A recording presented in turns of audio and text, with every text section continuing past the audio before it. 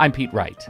And I'm Andy Nelson. Welcome to The Next Reel. When the movie ends, our conversation begins. The gold rush is over. Gee, this will make a wonderful story.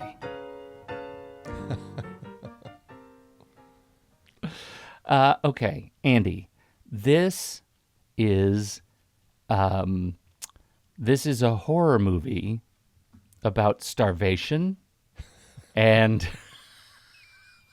isolation, social and otherwise, and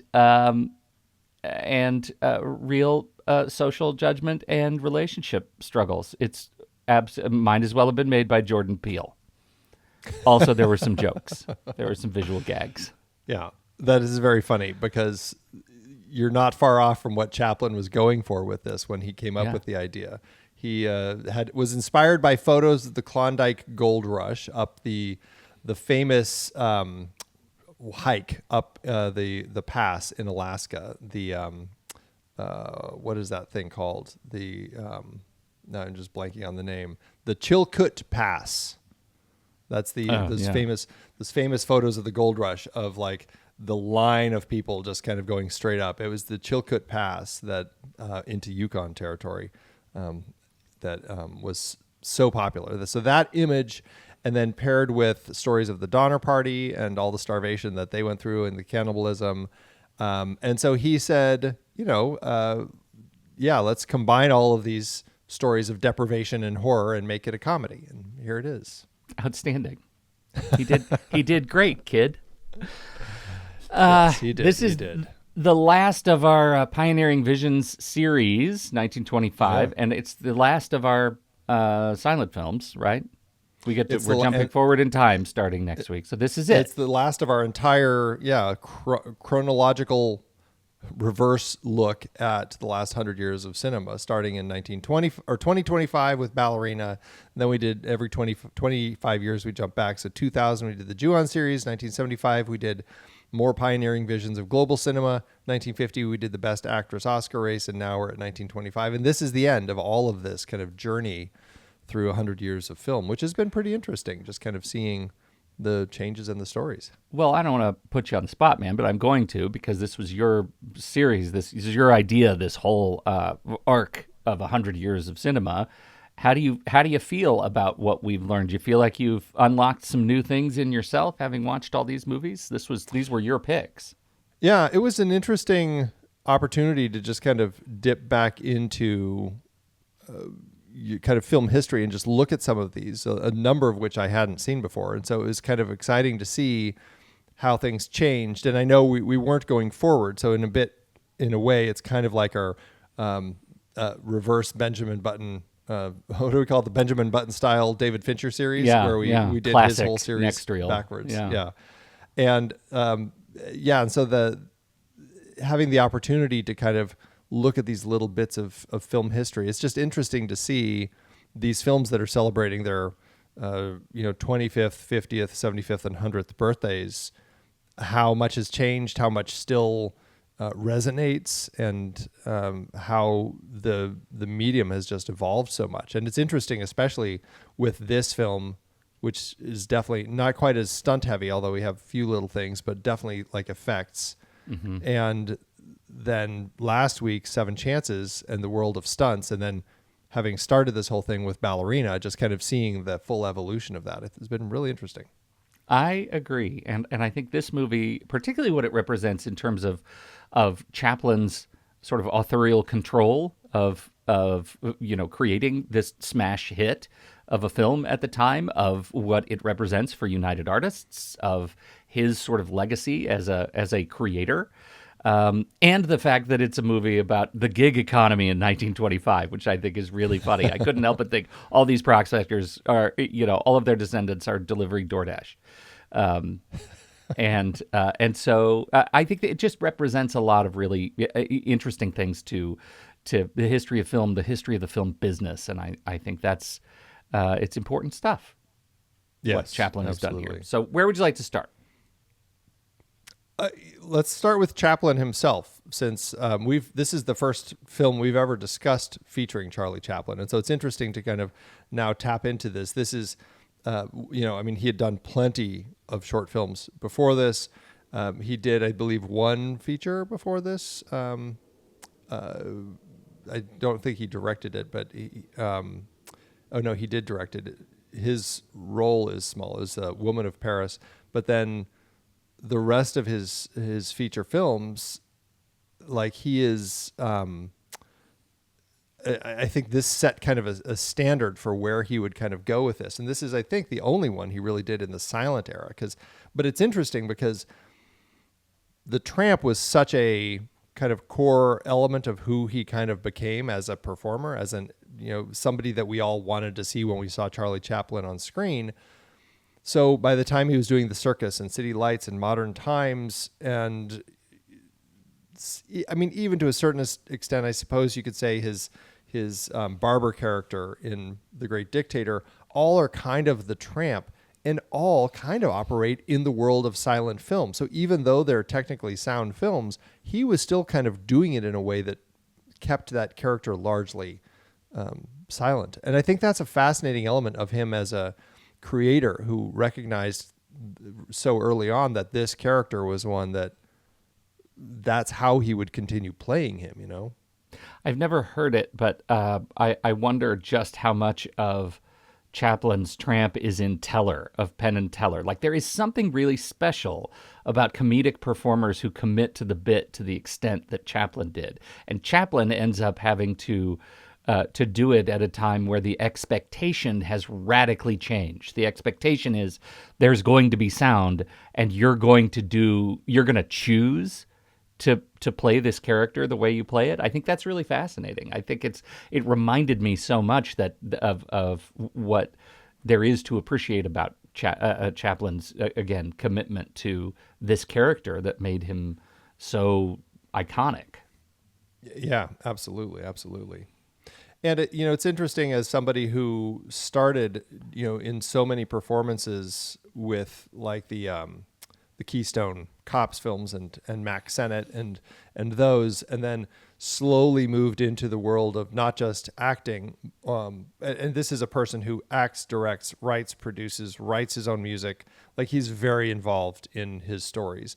And it started as an actor, and then started acting, writing, directing, eventually started producing, and then doing his own music. So really kind of, as he went through the period of the shorts, that is really kind of like how Chaplin developed his craft and figured out what he wanted to do with his projects and everything. And then by the time he was over with Mutual, that's when he was really kind of producing, and that again led into eventually where he and his other actors would form United Artists and create this new studio where they were making their own stuff and releasing these projects. And so and the Gold Rush, I think, is a fun one for him to do, as really kind of like his first full performance as in a feature, where he's the tramp, but he's this guy who's a prospector, and he develops this story that requires, a mountainous, snowy kind of world that they're in. And I think it creates a lot of fun of the sets that they've created. They did film up at a pass in California to kind of create, they brought in like 600 extras, and like, I think they just hired a bunch of homeless people and brought them out, and they basically had them all walking up this mountain pass up in California. That's the only thing that they actually shot on location. All the rest of it was filmed in the studios. They built all of these sets. But then also it allowed him to really play in the world of special effects. And we have simple things like, okay, you're going to eat a shoe. What can we do with that? I know, let's make it out of licorice and end up having this shoe that you can eat. Then you have the spinning cabin that lands on the cliff and is tipping, and you've got all those gags as they were kind of like figuring out how to manipulate the set and tip it up with the actors and everything. And then you have this fascinating dual printing process that they were coming up with to create these shots, where the first time we see it is when I want to say Black Bart. I know that's not his name. What is his name? Black Larson. Mm-hmm. He has knocked Big Jim out, taken all the gold or taken a lot of the gold, and he's gone off on the sleigh, and he's by the cliff, and the whole cliff cracks, and he crumbles Falls off. That was a processing shot that they figured out how to do this, and it's really fascinating. I don't know. There's an interesting behind the scenes effects bonus feature. Did you end up watching that? It's on the I had Criterion no channel? such bonus feature. Oh, the I did not Criterion see it. channel has tons of stuff. Yeah. So if you ever want to look at it, but it was a two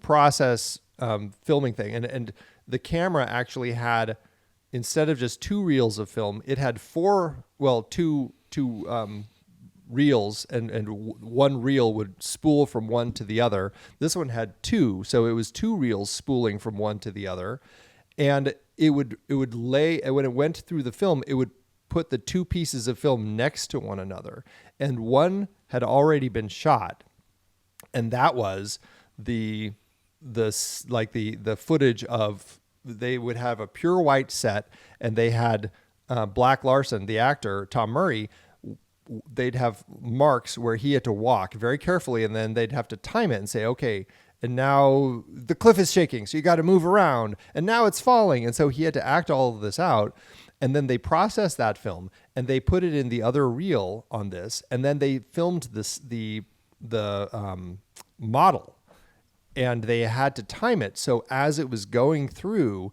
they had to time the cracking of it and everything to happen exactly when he started moving. It couldn't be too early or too late. And so they did that here, and they did this later when you have Chaplin jumping out of the place. So the effects are for 1925, they hold up quite well. Yeah. And so I just think it's so interesting that this film gave Chaplin a great opportunity to really play around with more of those sorts of tools and kind of advance film technology, as it were. Well, it is especially interesting on the heels of watching last week's movie, with Buster Keaton, Seven Chances, where you see, because Keaton and Chaplin are spoken of often in so much the same sort of breath, to watch the way they approach filmmaking comparatively, I think is fascinating. The fact that Keaton is so much more physical than I remembered, and Chaplin is so much more cerebral than I remembered. And I think those, that makes them, you can see why their celebrity was unique, because they were doing very different things. They were different kinds of comic actors trying to achieve similar goals. Yeah, I think that's very true. And I think that's also, they have different approaches, and they also have different different emotional ways they craft their stories. And I think that also leads to, people are always compare them in the same breath. And also, Harold Lloyd, I guess, man, my throat this morning. Harold Lloyd often is put into that group too. Mm-hmm. But it's interesting because every one of them has its own fans, right? Yeah. Like for me, I'm a Buster Keaton guy. I just love his stone face. I love the way that he plays to the camera and all that. For me, I think sometimes Chaplin can get a little too treacly sentimental with his stories. Sometimes it works fine for me. Like City Lights, I think, is the strongest example of that. In this film, I think he gets a little too sentimental, and sometimes I find it a little more sappy. But that's just the approach. And I do think it's especially interesting having put these two back to back, where we're getting an opportunity to really look at, Keaton in one of the films that he has that really has some crazy stunts and a lot of just kind of very funny humor, broad humor. And this one, which definitely has some of Chaplin's most famous moments, like the roll dance is absolutely one of the things that always is repeated. One of the most famous individual sequences in film history. In film history, absolutely. Yeah. Eating the shoe, I think, is also one of the his most famous bits. And then, of course, the whole thing with the cabin at the end. But and that's what I've always latched onto with it. And so I think it's telling, like that's what I find most enjoyable in this film, and the love story is the part I always struggle with a little more. Yeah. Whereas in Keaton, I think he also isn't as enamored with telling the love story, and it's just there. It doesn't feel as sentimental and and dragged out. Yeah, yeah, totally. Though this one, the love story in this one, I hate Georgia. Like, I just low-key, I was done with Georgia. I was their whole little clique playing tricks on him. I didn't care for that one bit. It made me just like, can I fast forward? Should I fast forward? Like, I just want to be done with this. I didn't fast forward, but my God, it took it to the point that was out of context, sort of hateful. And Yeah. When you're in this period with an otherwise sort of joyful contradiction in character choices, right? That he's already the baggy pants tramp, the oversized clown shoes, but he's trying to maintain the manners of a gentleman, right? He's doing the work, in other words. And I feel like this is a guy who shows up, and you see this is where the class story comes into play, where all of these people are just so outright mean to him and use all of that against him. And I think for the narrative purpose, it works very, very well, I think, in the movie. I didn't care for it. It made me feel uncomfortable. That's the purpose. But it was to a point where I was like, I'm done. I'm done with you, Georgia. Yeah. Move on. Let's give the guy a little bit of hope. And they do. It's interesting because we definitely also have to talk about his re-edited version for 1942. But before we get there, I just like speaking to the story with Georgia. I mean, he does work to give her own character arc, right? Like, she's the one who has the character arc in this story, and he's the change character, and she's really kind of like learning and growing and becoming a better person because of him. She finally gets away from Jack and decides to leave Alaska and, I don't know, go out on her own. And that's kind of where we see her at the end when he discovers her on the ship. And so there is that character arc with her, but I agree. It's like she's been kind of a hard character to care for too much because they are just, they're always just kind of like the nasty people who like to make fun of other people. Mm-hmm. And that's their whole shtick the whole time. Every time it's always more of that, right? Even when she discovers under his pillow that torn picture that she'd thrown away of her and the flower from when they were dancing, they don't use that. Like, that's not the thing that starts changing her. That's an opportunity for, let's just play with him some more. Like, they just keep doing it, right? Yes, they keep doing it. And I think this is an area that I end up getting frustrated with Chaplin in situations like this. The lone prospector, the tramp character, is so kind of like, I don't know if naive to the world, maybe just blind, like purposefully, deliberately blind to some of these sorts of realities. But that's kind of the way that he often makes this character, where he's like, I am so in love with this one person that I am going to look past any potential things that they're doing to me and just focus on the fact that I get to sit next to her and hold her hand. Right. And I find that a little frustrating with the character. It's hugely frustrating. I mean, it would be frustrating had it just been a bit. And this movie, it's such a commitment to him being stepped all over for such a long period of the film that it just becomes fatiguing. Yeah. The other piece is, I mean, there's so much of Chaplin that feels like Chaplin in this movie. I mean, this is essentially his own childhood, right? Like, this is with Chaplin eating a rubber boot. Like, he's kind of not acting there. He grew up destitute. He grew up Dickensian. He was a kid with parents who were the worst and never really there and destitute and hungry all the time and spent time. I mean, he was Oliver Twist. And so to have him make this movie, right? It's like staring out from the outside in on the New Year's party. Chaplin isn't guessing what that would feel like. And I feel like he's leaning in really heavily on portraying what starvation looks like, what it looks like to be hungry if you had to keep on a happy face. There is something to that, right? There's something to that is in his performance, which is, here's a guy who's making the biggest comedy of the year, and it's practically autobiographical. That's incredible.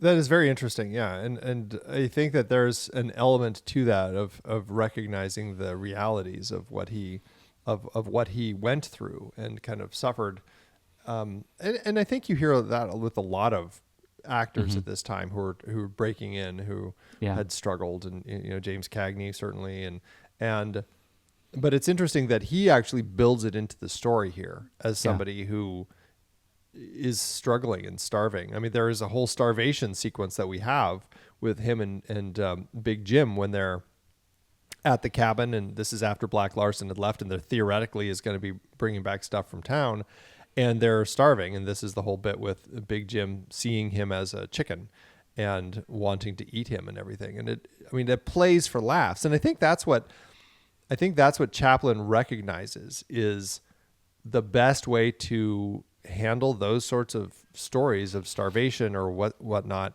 is to, and the horrors of all of this, is to play it up for laughs, and it makes people remember, and you recognize, like, you see those sunken eyes on him as they're sitting there staring at this shoe, like, all right, who's going to take a first bite and see if this is something that we're able to actually stomach, Yeah. Do you think the movie, particularly the romantic parts, would have been different had Georgia been played by the young Lita Gray? This is an element of Chaplin that always kind of grosses me out, because Lita Gray was his wife at the time. He married her when she was 16, and she was pregnant at the time, ended up getting pregnant at the time this film was getting made, and so he had to recast her, and that's when he brought Georgia Hale on to play it. And then by the time they were filming this movie, their relationship was already on the rocks. And when he had that scene at the end of the film with Georgia where they're kissing in front of the camera, Georgia Hale, the actress, said that was kind of for real because he was done with that marriage. And so but yeah, Chaplin was with a lot of women, and I think he never married Georgia Hale, but I think they were together for a while, as he'd kind of continue his run of women, and usually young women that he had to run off to Mexico with to marry because he couldn't marry here in the States legally. It's just his choices were pretty disgusting generally, and that's largely him. It's kind of gross, but yeah. Yeah, you wonder how much of that is in some of that sadness, like this having the stress of reshooting because of what was going on in his own marriage, having her pregnant again, having to recast, like when he is looking particularly melancholy. I wonder if that's not a bit. I wonder if it's just, oh my God, my life is falling apart. Yeah. Yeah. Let's put that on film. This is an extraordinarily expensive movie. We built all these crazy sets. It's taking too long. We've got more footage than any movie that has ever been captured. What are we even doing here? I am sad, for real. I wouldn't be surprised. I wouldn't be surprised if we're seeing some of his real feelings there as he was dealing with all this. Yeah. Oh, Charlie. Charlie. Yeah, it's pretty gross. Pretty gross. Yeah. Whatever happened to Lita Gray? Did she end up with a career? That's a good question. I'm not actually sure. I didn't follow her career as much because she was in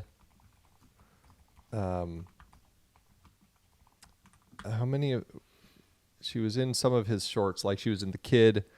She was in Gold Rush. She did end up in this film. She's an extra somewhere. I'm assuming like at the New Year's Eve party or something like that. Mm-hmm. Yeah. So yeah, she'd been in a number of his shorts. It looks like her filmography did continue largely just in kind of like a minor sort of way, and often in things like she was in This Is Your Life, and she was in a Chaplin documentary and things like that. So Yeah. Well, okay. What else is on our list? Enough of that sordid gossip.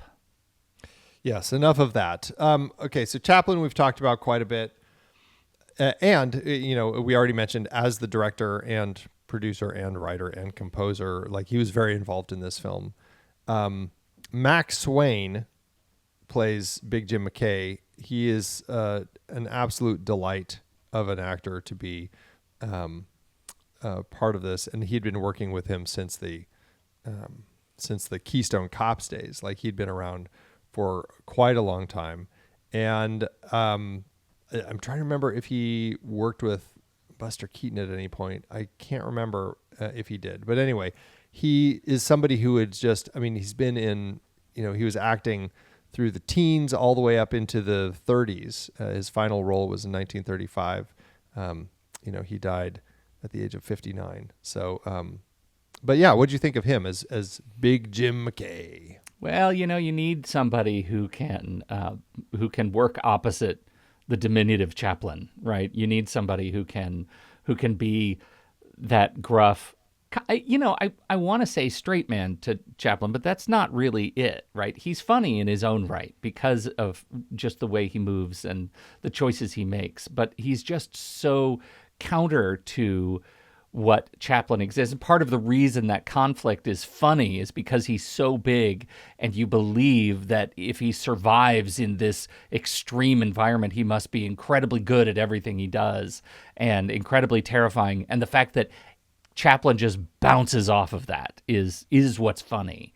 And I think that makes him, it endears him, I think, to the audience. It endears him to me as a member of the audience, that in a way that I think is pretty special in this environment that I'm constantly thinking I would be dead. So how is Chaplin doing it? And part of it is because he's so, because of their relationship is so endearing. I think that's a part of it. And I think the fact that they had worked together in a number of shorts and everything, like it just helped that they knew each other and how to work with each other.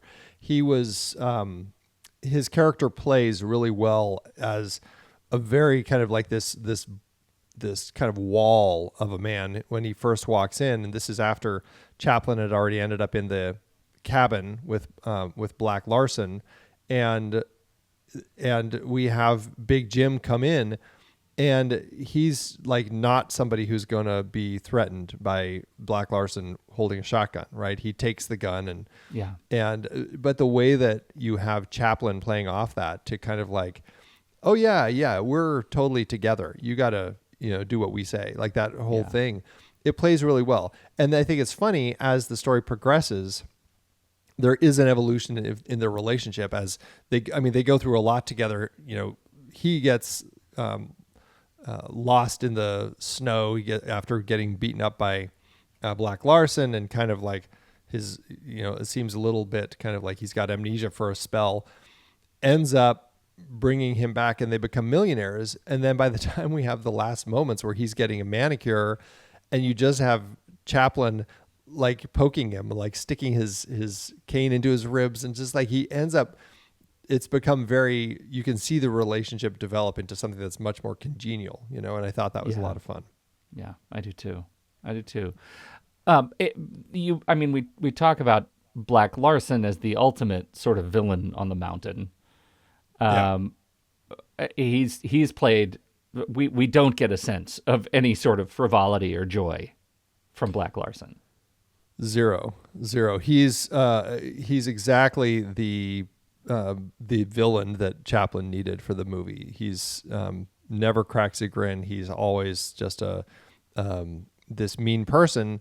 And I mean, he kills the two. I thought it was very funny that there's two detectives. Like they go out into the wilds of Alaska to look for people. Is that a good it was a different time, police Andy. Forces? Very different time. Actually, the last season of True Detective was based on this. It's just all Alaska wilderness, Arctic. Yeah. Well, that was very funny. I thought that and then he stumbles across them and kills them both out there. His bit plays. It's fine for the movie. I think it works. Not an actor who did a lot. I think he'd been in at least one Chaplin short. But otherwise, I think it's just, I think he works. He's fine for the role. Yeah. We talked about effects, talked about sets, we talked about general aesthetic, talked about Chaplin. What else is on our list? I think, what else are we gonna? Let's see. Can I throw an edit? Oh, I want to throw an edit. You take this and put it earlier. Are you ready? Okay. I asked the question, whatever happened to Lita Gray? And now I know, and I'd like to insert the truth. Okay, please. Okay. So I'm thinking to myself, whatever happened to Lita Gray? And it turns out, she had the moniker of the child bride of 1924 for a long time, and she ended up dying in 1995 at the age of 87, outliving Chaplin by 18 years, which seems symbolic for some reason. Her marriage to Chaplin disintegrated very, very publicly in 1927 and was incredibly bitter. And her divorce complaint was 40 pages long. It was sold on street corners. It exposed damaging and very intimate details about Chaplin's behavior. She ended up winning a divorce settlement to the tune of $825,000 in those days, $14 million today, the largest divorce settlement in American legal history at the time. And it ended up completely blacklisting her from major Hollywood productions to come. The industry sided with Chaplin. She ended up touring as a vaudeville singer for a while. She was trying to capitalize on the name Lita Gray Chaplin. She was in nightclubs across Europe. She married 3 more times, all ended in divorce, but did end up raising her 2 sons, Charles Jr. and Sidney. Both became actors, and ended up Charles Jr. died young in 1968. Sidney ended up performing on Broadway and won a Tony. She was a clerk at Robinson's department store for many, many years, and ended up writing a couple of memoirs. The most notable one, which I am actually curious about, was called The Wife of the Life of the Party, and where she got a chance to kind of shed the moniker of the bitter ex-wife. What an incredibly interesting post-Chaplin entire life from 1927 on. And she died of cancer in L.A. Jeez. Well, and probably had been set up where she didn't need to really work too much after winning that divorce settlement. So. Yeah, right. $1925, you invest that right. You're doing fine. Yeah, no kidding. I hope she was doing fine. I hope so. I mean, the fact that she had to work at a department store for a few decades may make that not seem the case, but maybe she was just bored, needed something for fun.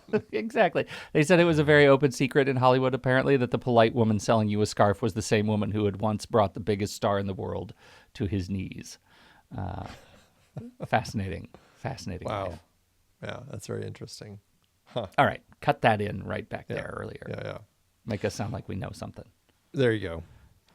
Well, I want to talk about some different sequences of the film. I think there are a number of sequences that are worth discussing, and just like whether it's different effects or just what they're doing. The film, we already talked about how it starts. It's kind of like the same setup of kind of like those images of the Klondike Gold Rush of the Chilkoot Pass, and we have images that they created out in the pass in California to do that. And then we meet the lone prospector. And this first time we meet him, he is wandering along what made me think of cliff's edges, just like the hobbits and the Fellowship have to go through in Lord 100%. Of the Rings. It's like this little mountain sidewalk that's just on the side of a mountain. There's a whole gag with a bear, which we have the bear repeat itself a number of times in this film. That was a good bear costume too. For later in the film, not at this Yeah. point, it's the actual bear. Yes, It's the actual bear. But later, when that it looks like the bear. Like it did a pretty good job. Yeah. I was very surprised when it stood up. So we start with that, and this is a great moment of some early effects where they have essentially kind of the plate in front of the camera, creating that whole cliff look that he's actually. So it seems like he's about to fall off, but that's kind of how we meet our character. And I'm just curious, like, how does that, like, as far as our introductions, does it play well? Does it work isolating like this? Like, we don't meet him on the mountain climbing up that in the line with everybody. No, and I think that's perfect because you get the feeling that he's lost, right? Like I get the feeling that he's lost. I don't want to speak for you, but I get the feeling that he's this dopey guy who's wearing his street clothes on this icy cliffside, and he's just making his way. He's just making his way because at this point, I think the tramp, you always get the feeling, even though he's met with hardship, he doesn't think things aren't going to work out. No, right? He doesn't think that far ahead. And that's what makes him, that's part of the charm. Part of the charm of seeing him in this incredibly harrowing situation is that he thinks everything's going to be fine. I think that's a good part. And to your point, he's lost, but I think there's an element of the tramp where it makes sense that we're meeting him isolated, alone.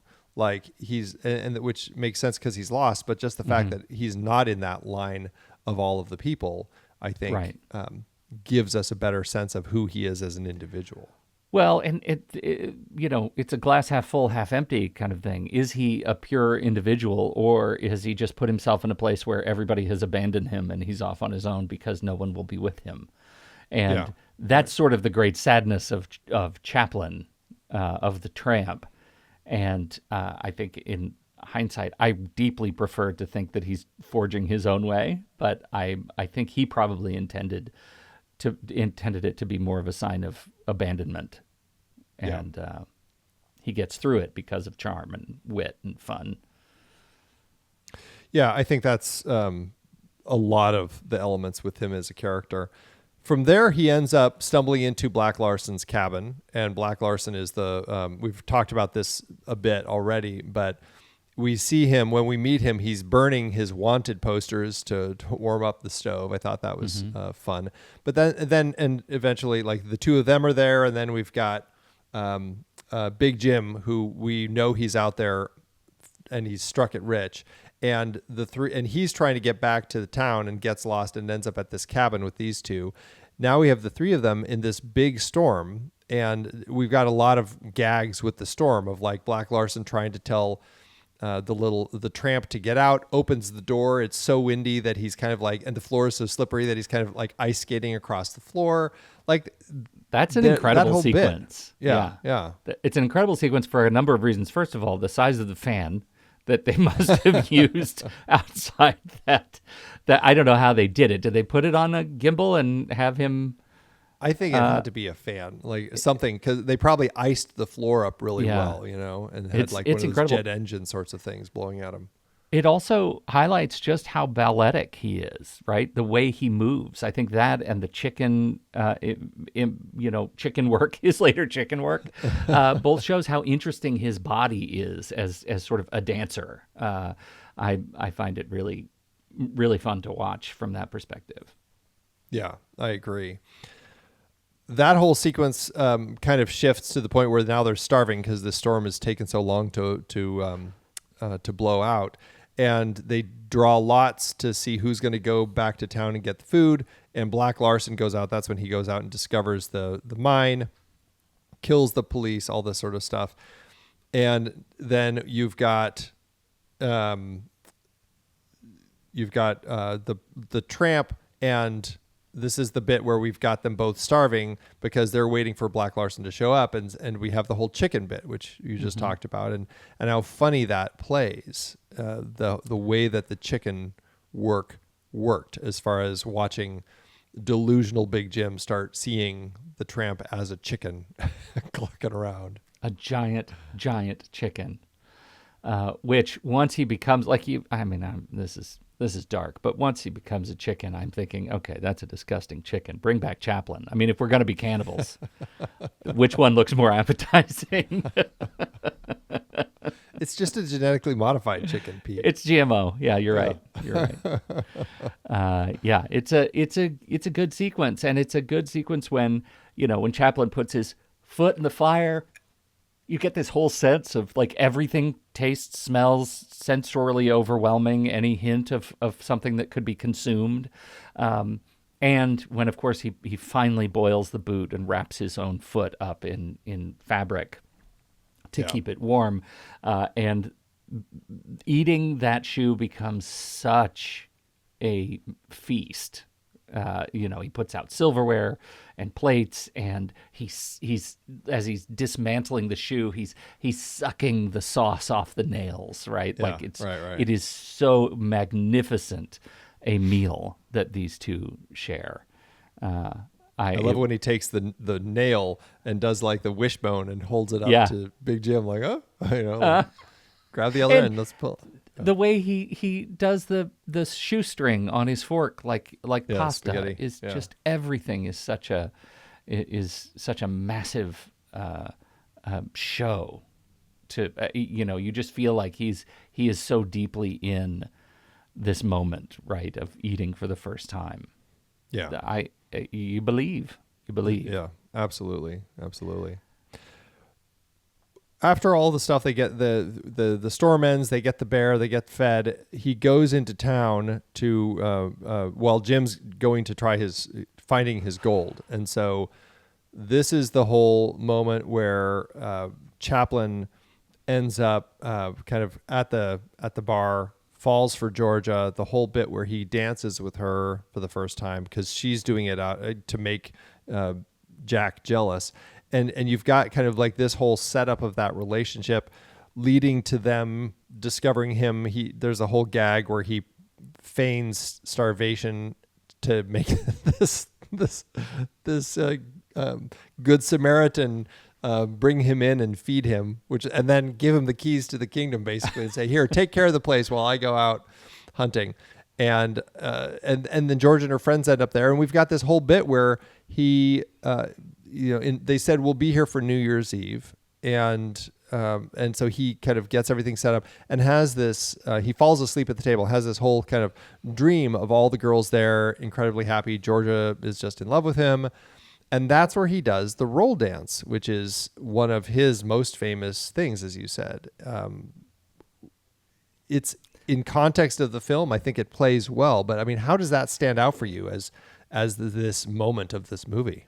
Well, it's so funny because it's an incongruous moment in the movie. It's a guy who's just kind of showing off at the table, and it happens very quickly in the context of our hour and a half, whatever runtime. And had it not been picked up by someone, right, as a piece that I completely identifies Chaplin, it's easy to see it as just a piece of this film that moves on through history. And I think its promotion later is so fascinating because it has essentially become Chaplin. Here, it's just a piece of the movie, right? It wouldn't have made sense to me why that bit would have transcended the film had it not been for somebody who saw something in it greater than I did. Because this is, seeing that now identifies Chaplin so clearly to me that I feel like I already knew who he was because I was expecting that sequence to come up. I don't know. I'm talking in knots, but I think a lot of it is just like it's just a guy doing a plate gag. There have been plate gag or dinner table gags in film throughout history. Why does this one stand out so much? Well, and I think it's interesting because it wasn't the first time it had been done in film. There had been a previous, was it a German film? No, I think it was actually, never mind. It was an American film. It was Roscoe Arbuckle. So Fatty Arbuckle. He had done it in the 1917 film, The Rough House, which Buster Keaton had been in. And, but I just don't think that was as memorable. This one just kind of became so memorable. And I think it's largely just because of how Chaplin does it. Like watching his face as he does it, it became such a key element of who Chaplin was, kind of like the way that he would kind of create these little worlds, you know. And I think that's his sincerity on his face is standout, right? Like you can see how intimate he is in this moment. Yeah, you're right. He's creating a world in his reverie here. It's pretty special. One big moment that I think that we have to talk about happens after this, and I want to talk about it because, you know, we already mentioned in 1942 he would remaster this film with a soundtrack, his narration, take out all the intertitles, and do some editing. He changes the context of the note. So basically what happens here is he hears the revelry at midnight of New Year's Eve and realizes he's alone and is sad, and he goes out of his cabin to the downtown bar and sees everybody celebrating. At the same time, Georgia, who is now made up with Jack, they're very much happy together, it seems, and all of her girlfriends, they say, "Hey, let's go see the little fella and let's do a whole thing. We'll scare him." Yeah. And she goes in and recognizes all the stuff that he had done, sees the stuff the gifts that he had set out for her and all of this stuff.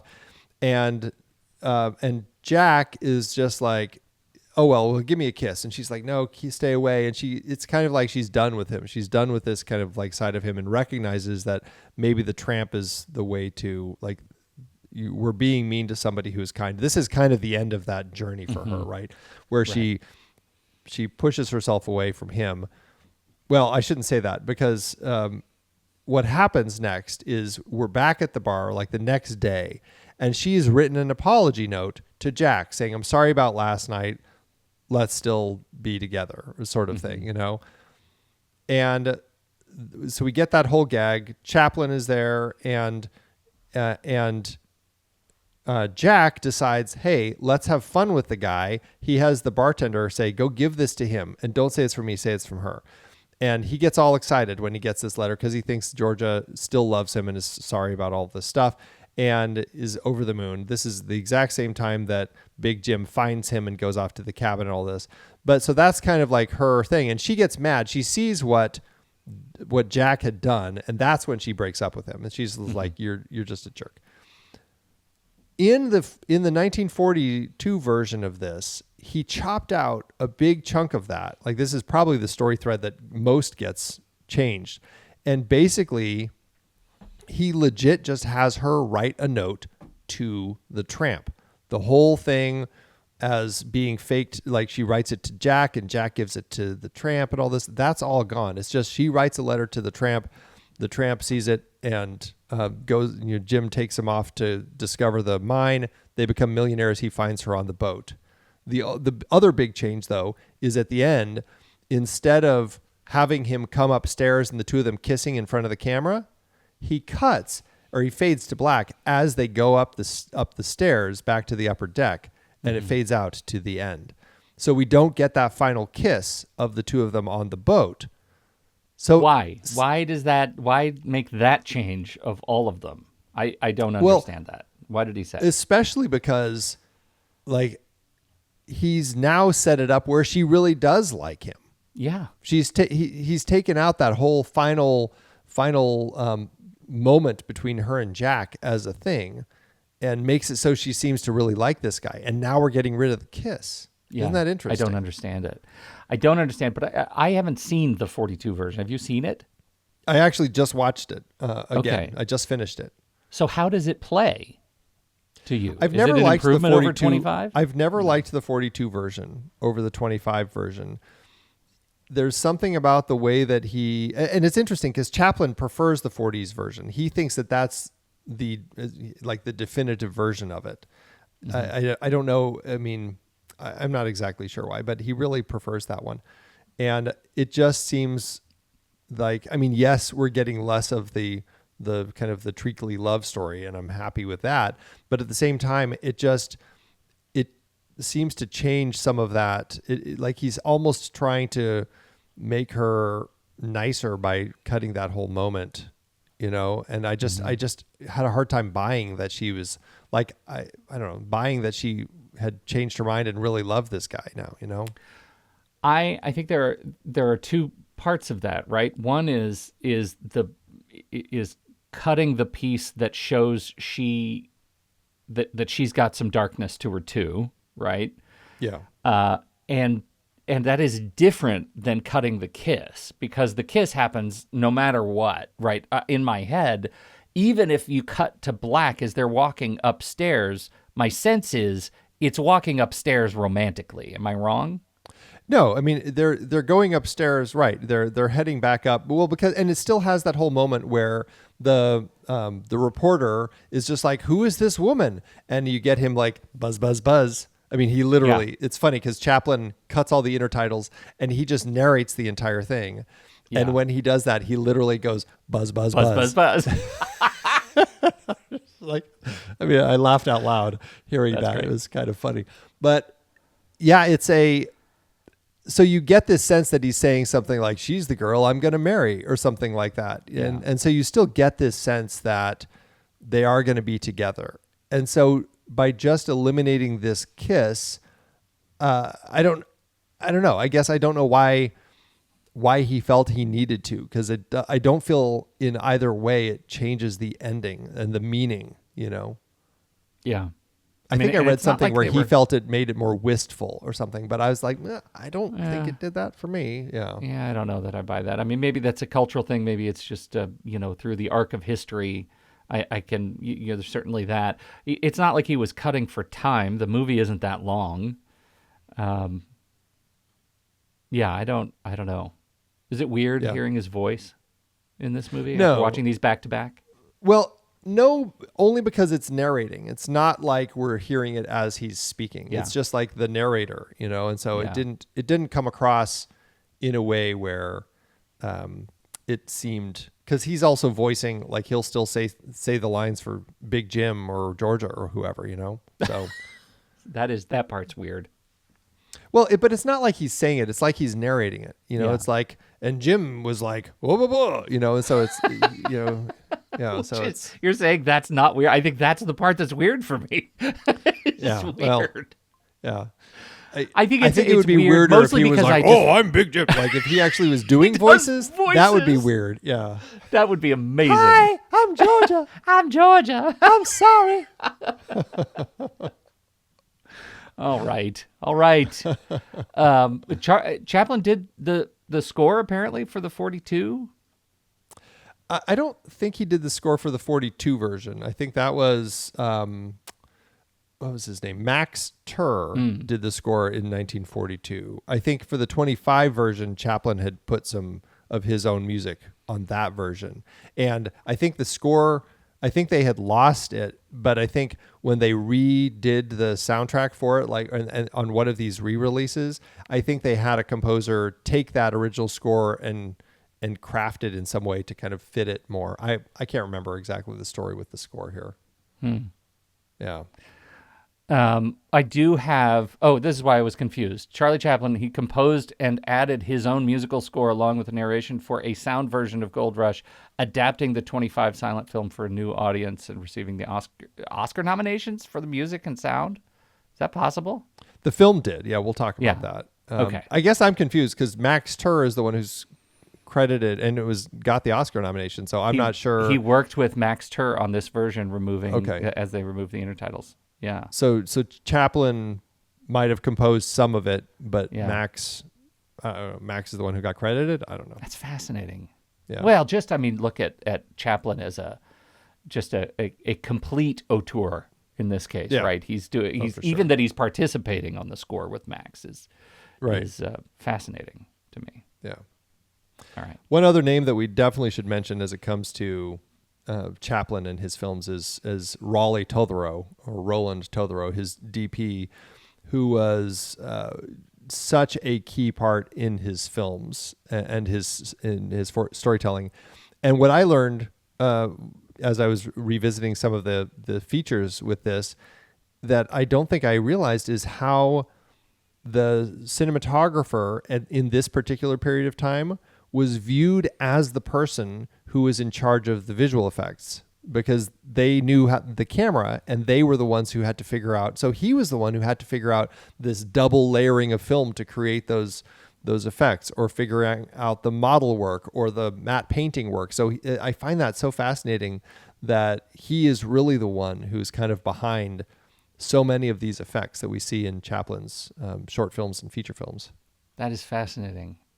I wonder how early that started to shift as visual effects got inherited by another department, because it makes a ton of sense at this point why you would do that, because everything's camera based, everything's in camera. Right. Well, and you see like the Voyage to the Moon and those early silence, and they were really trying to figure it all out in camera. And absolutely, it was kind of like that person with the camera was the one who had the knowledge of like what the camera was going to capture. So very interesting. That's incredible. Yeah. Well, I think it's a solid film in Chaplin's resume. It's definitely not my favorite of his films, but it's one that I always have enjoyed. Where does it stand for you in Chaplin's? Well, I wish I could say I'm with Chaplin. I'm kind of in the same space as I was with Keaton, where I've seen some of the principal films, and I haven't seen a lot of the catalog. And so, I feel like I'm missing some holes. I've seen Dictator, I've seen City Lights. Maybe that's it. Did you see Modern Times?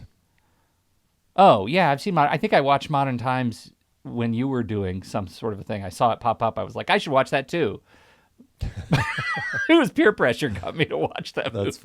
That's funny. Yeah. So, but not a lot. And but I find him incredibly charming, sort of haunted by his history, and a problematic human being, a complex, problematic human being, but such an interesting story. Where do you stand, as it's Chaplin adjacent, where do you stand on Chaplin, the film? I haven't seen it since the 90s, so I can't completely speak to it, but I remember really being impressed with Robert Downey Jr. I weirdly always remember, it's like Kevin Kline, I think, is his brother, right? I just remember Kevin Kline in the movie. Yeah. There was a lot of things I liked about it. After revisiting this, I kind of got it in my head. I should really rewatch that and see what I thought and how they treat some of these young relationships that he had and everything. I don't remember much, but I remember when he discovers the walk of the tramp. Like that scene, for some reason, was foundational for me watching RDJ discover that as an actor. Yeah. That was incredible. That's a really neat performance. I think the other time Chaplin has been brought up most in one of our shows when we not during our conversation about the movie Klute, but when we talked to Andy Lewis, one of the writers, and we had our whole written conversation with him about his history as a writer before he shifted careers and became an architect. But and how when Chaplin received an honorary Oscar, I think the 1980 Academy Awards. No, it wasn't. It would have been whenever Klute was nominated for Best Original Screenplay. So 72, 73. Chaplin needed a wheelchair. His brother was in a wheelchair, and for some reason they took him out of the wheelchair and gave it to Chaplin, even though he literally needed a wheelchair. And that was his memory of that Academy Awards, is that they stole his brother's wheelchair so that Chaplin had one. Wow. I guess that sounds about right. Complicated dude to the end. Right. Oh my gosh. Well, it's a fun film. I enjoy watching it. So, I guess that's it. We'll be right back. But first, our credits. The Next Reel is a production of True Story FM. Engineering by Andy Nelson. Music by Ziv Moran, Tony Peterson, Gil Kita, Oriel Davella, and Eli Catlin. Andy usually finds all the stats for the awards and numbers at d-numbers.com, boxofficemojo.com, imdb.com, and wikipedia.org. Find the show at truestory.fm, and if your podcast app allows ratings and reviews, please consider doing that for our show. Okay. Is this me? This is you, Letterboxd. I believe it's me. You'll have to stand by just a moment. I'm very curious to see if we went the same route this week. Oh, no. We'll find out. We've all been there. It's New Year's Eve. You're trapped in a small wooden structure teetering precariously on the edge of an icy precipice. Your roommate has developed a 1,000-yard stare and is beginning to mistake you for a rather large, succulent chicken. And naturally, the only thing on the dinner menu is a boiled boot, size 9, served al dente with a shoelace reduction. It's a situation as common as it is delicious. But frankly, the soul is always a bit rubbery. Wink. Stop gnawing on the leather goods of desperation. Upgrade your cinematic diet with Letterboxd. Right now, you can save 20% on a pro or patron account. It removes the ads, unlocks deep statistics about your viewing habits, and ensures you have better taste than a man eating his own footwear. Just use code NEXTREEL at checkout. And it works for new members and renewals, so please, before that cabin tips off that cliff, go to letterboxd.com/upgrade/pro. We think it's pro. I'm going to go with pro. Letterboxd.com/pro and use code NEXTREEL for your 20% discount. Good. Yeah, you're right. I always thought it was letterboxd.com/. I can't hear you anymore. You're talking, but I can't hear you.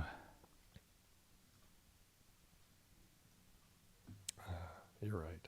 I muted myself. You're right. It is pro. Good. For some reason, I had it in my head that it was membership, but you're so smart. Just guessing. All right. Sequels and remakes, Andy. Oh, do we have a spin-off, a teetering cabin spin-off?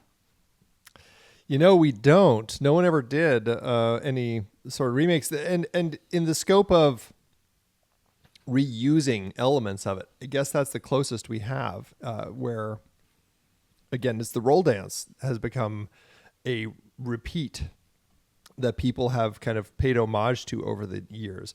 The Three Stooges, we talked about them with Seven Chances. Here they are doing the same bit in their film Pardon My Scotch. Anna Karina's character in Band Apart makes reference to it. And again, we already talked about RDJ doing it in the film Chaplin. The one I weirdly always remember the most is Johnny Depp doing it in Benny and June. Like, yes. Isn't that the one? That's a weird one to like have pulled up as the one that funny. happens. Yeah. Yeah. Grandpa Simpson does it in episodes of The Simpsons. Amy Adams does it in The Muppets. And and then interestingly, the hanging cabin on the edge of the cliff sequence has been used in 2 Indian movies. A lot of people love to reference Chaplin and these great moments from his films. How many of them won any awards, Andy? Do we get to talk about photoplay? Because everybody needs to drink. Right, exactly. Get your drinks ready because there definitely are Photoplay Magazine awards here. This film had 7 wins with 3 other nominations. The Photoplay Magazine Awards, Best Pictures of the Month in the month of September 1925, it won. And Best Performances of the Month, Chaplin won as well. Then, 1927, the Kinema Junpo Awards. The film won for Best Foreign Film. Jumping up to 1942, back to the Photoplay Magazine Awards. Best Pictures of the Month re-release in June of 1942, it won. And June 1942, Chaplin again won Best Performance for a re-release. Then at the 1943 Academy Awards, it was nominated for Best Sound Recording, but lost to Yankee Doodle Dandy, and Best Music, scoring of a dramatic or comedy picture, but lost to Now Voyager. Then jumped to 1992, the National Film Preservation Board added this to the National Film Registry. In 2004, the Satellite Awards nominated for Best Classic DVD Release, the Charlie Chaplin Collection, but lost to the Lon Chaney Collection. Last but not least, but 2010 at the Online Film and Television Association, they put it into their Hall of Fame.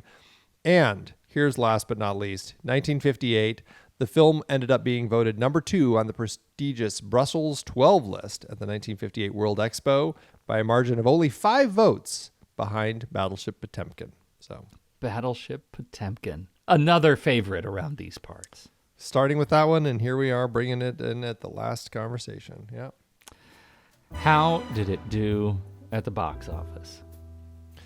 This film did well for itself. For Chaplin's initial silent release of this film, he had a budget of $923,000, or $16.7 million in today's dollars. The movie opened June 26, 1925, and was a massive success both in the U.S. and abroad.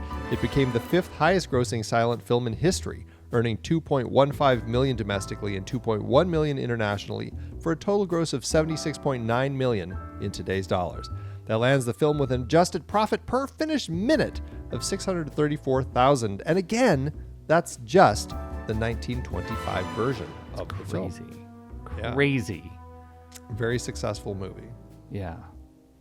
Amazing. Well, Yeah. I'm glad we talked about it. This was a fun series, stepping back through time, and I'm glad this was a nice way to end it.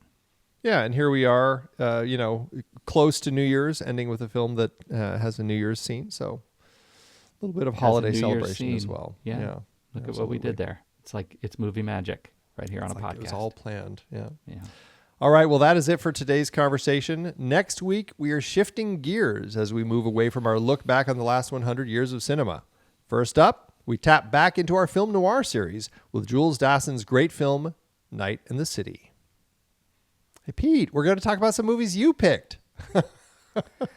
I don't remember what my role is on this show.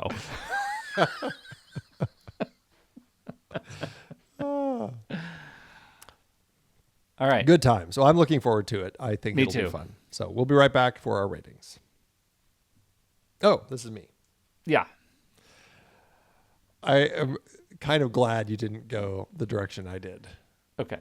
Because this is, it'll make this one that much more special.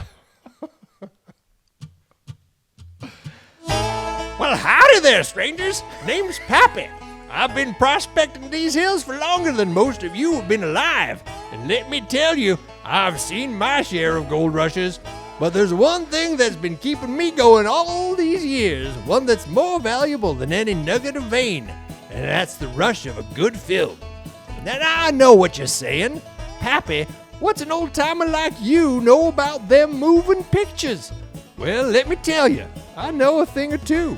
And I know that if you want to strike it rich in the world of cinema, you need to stake your claim with the Next Reel Film Podcast. With a membership to the Next Reel, you'll have access to a motherload of cinematic riches, early access to episodes, ad-free listening, exclusive bonus content. It's like having your own private gold mine. And it's not just the Next Reel. No. CinemaScope, The Film Board, Movies We Like, Sitting in the Dark. They're all part of the same rich vein of film knowledge. But this ain't just about the perks, prospectors. This is about the joy of discovery. Every film is like a new claim, a new chance to strike it rich. And with the Next Reel as your guide, you'll learn to see the gold in every frame, to appreciate the craft and artistry that goes into every movie. So what do you say, partners? Ready to join the rush? Head to truestory.fm/join and sign up. $5 a month or $55 a year. That's a small stake for a chance at the biggest claim of all, a lifetime of cinematic gold. The journey won't always be easy. There'll be times when the vein seems to run dry, when the film seems more like pyrite than gold. But that's when you've got to dig deeper, to trust in the knowledge and the community that the Next Reel provides. The Next Reel. truestory.fm/join. There's gold in them thar films, prospectors, and with a little luck and a lot of gumption, we'll find it together. Dear listener, if not now, when? If not you, then who? Please help us stop doing Hadley and funny voices by signing up today. That was brilliant. That was brilliant. Yeah. You seem tired now. It wore me out. Break. Yeah. I'm pure tucking out, I tell you. Letterboxd, Andy, letterboxd.com/thenextreel. That's where you can find our HQ page, where all of the show's reviews and stars and hearts are loaded. What are you going to do for the Gold Rush? You know, last time I revisited this film, I gave it 3.5 and a heart. And probably the 1942 version is probably like 3. and a Heart. But I think on this watch, I appreciated so much more all of the stuff that I really do enjoy with this film. So I think it's a 4-star. I mean, I still struggle with everything with Georgia and like every time he's in town, but largely like the rest of it is just so enjoyable. I think 4 stars and a heart is fair. I'm going to be 4 stars and a heart for very much the same reasons. I struggle with the New Year's Towny Georgia stuff, and but the rest of it is classic Chaplin goodness. Yeah, just stuff that's unforgettable. Absolutely. Yeah. Well, that will average out to 4 stars and a heart, which you can find on our account on Letterboxd at The Next Reel. You can find me there at Soda Creek Film, and you can find Pete there at Pete Wright. So what did you think about The Gold Rush? We would love to hear your thoughts. Hop into the Show Talk channel over in our Discord community, where we will be talking about the movie this week. When the movie ends, our conversation begins.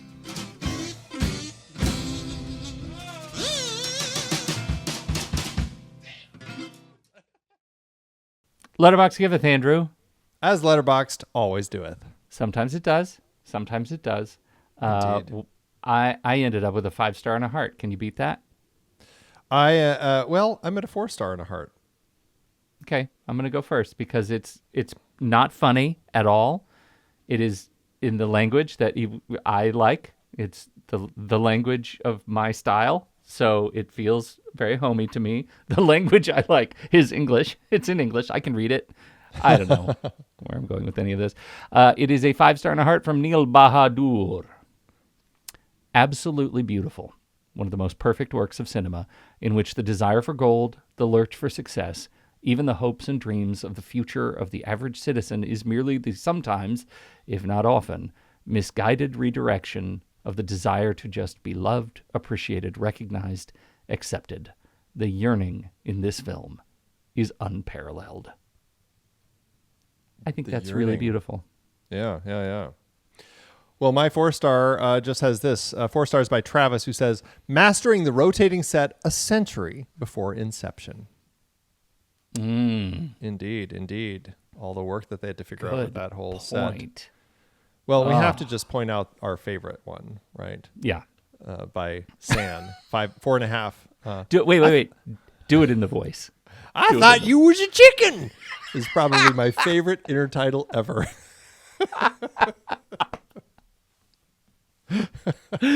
So good. Okay, what do we got? No, you got to say your line. Oh, thanks, Letterboxd. It's like your one line you say at the end of every show. It's my only job.